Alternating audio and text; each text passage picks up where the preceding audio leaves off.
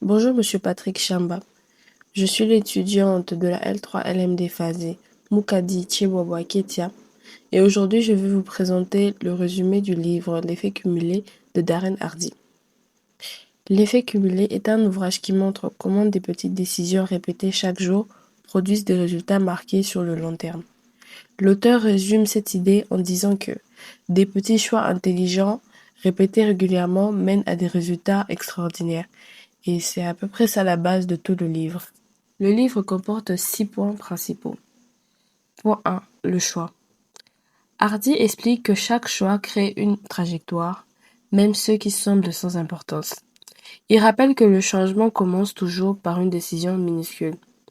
Lire quelques minutes, économiser une faible somme, adapter une petite bonne habitude. Ces gestes isolés n'ont presque aucun impact à court terme, mais cumulés sur des mois, ils façonnent la direction de notre vie. L'auteur insiste sur le point que le but n'est pas de bouleverser son quotidien, mais d'introduire des petites actions positives et de les maintenir.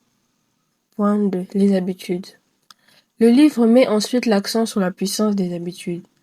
Hardy dit que les habitudes sont la clé maîtresse de ton avenir, car elles fonctionnent même lorsque la motivation fluctue. Il encourage à identifier 3 catégories. Les habitudes qui nous tirent vers le haut, celles qui nous tirent vers le bas et celles qu'on pense neutres mais qui cumulées peuvent devenir nuisibles. L'objectif est de construire un système quotidien cohérent avec les résultats qu'on souhaite obtenir. Point 3. La phase invisible. Un point essentiel du livre est la phase plate. Une période où l'on change ses habitudes mais où rien ne semble évoluer. Hardy explique que les effets du progrès se manifestent toujours plus tard que les efforts eux-mêmes. C'est une zone frustrante, mais c'est aussi là que commence réellement l'effet cumulé. La majorité des abandons se produisent à ce moment, alors que les résultats sont en train de se construire en arrière-plan. Point 4. L'influence et l'entourage. L'auteur accorde une grande importance au rôle de l'entourage.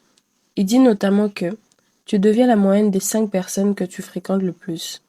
Cela illustre à quel point notre environnement influence nos comportements et notre discipline. S'entourer de personnes motivées, responsables et ambitieuses crée un effet d'entraînement positif. À l'inverse, un entourage négatif ou passif peut réduire notre élan même si nos intentions sont bonnes. Point 5. Discipline et suivi. Hardy décrit la discipline comme un alignement entre nos choix quotidiens et nos objectifs à long terme.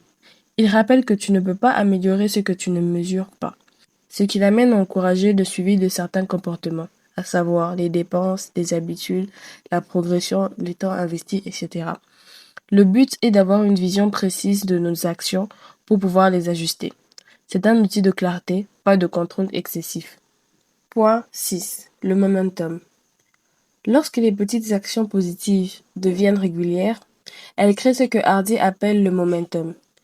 C'est le moment où les efforts commencent à s'enchaîner plus facilement. Il explique que la constance finit par créer un élan que plus rien n'arrête. À partir de là, les résultats se renforcent eux-mêmes et le changement devient durable. En conclusion, l'effet cumulé montre que les grandes réussites ne viennent pas des décisions spectaculaires, mais d'une accumulation de petites actions répétées chaque jour. Le livre propose une approche réaliste et accessible du progrès, à savoir avancer graduellement avec discipline dans un environnement propice. Comme le dit Hardy, de minuscules améliorations quotidiennes finissent par produire des transformations extraordinaires. Telle est la philosophie centrale du livre. Je vous remercie pour votre attention.